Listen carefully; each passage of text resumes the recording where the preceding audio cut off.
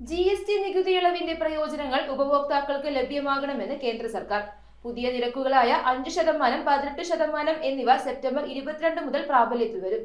ജീവിത ചെലവ് കുറയ്ക്കുന്നതിനും ഉപഭോഗം വർദ്ധിപ്പിക്കുന്നതിനും സാമ്പത്തിക പ്രവർത്തനങ്ങളെ ഉത്തേജിപ്പിക്കുന്നതിനും വേണ്ടിയാണ് പുതിയ പരിഷ്കാരം.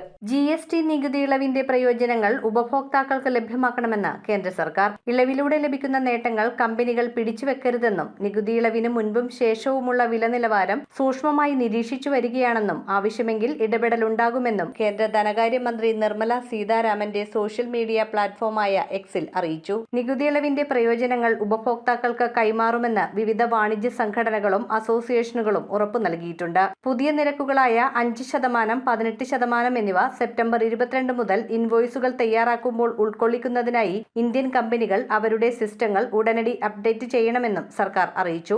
സെപ്റ്റംബർ 22 മുതലാണ് പുതിയ GST നികുതി ഇളവ് പ്രാബല്യത്തിൽ വരിക. GSTയുടെ നികുതി ഘടനയിൽ 12%, 28% നിരക്കുകൾക്ക് പകരമായി 5%, 18% എന്നിങ്ങനെ രണ്ട് പ്രധാന സ്ലാബുകളിൽ നികുതി ഘടന ലളിതമാക്കും.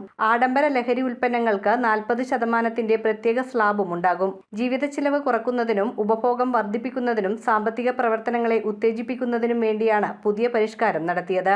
News desk metro 7. കമ്പ്യൂട്ടറിൽ നിങ്ങളുടെ കാഴ്ച പരിശോധിക്കുവാൻ ക്വാളിഫൈഡ് ഒപ്ട്രോമെട്രിസ്റ്റിന്റെ സേവനം ലഭ്യമാണ്.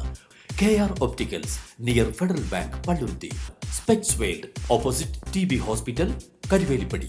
KR ഒപ്റ്റിക്കൽസ്, കമ്പർഷൻ മുക്ക്, കുമ്പളങ്ങി.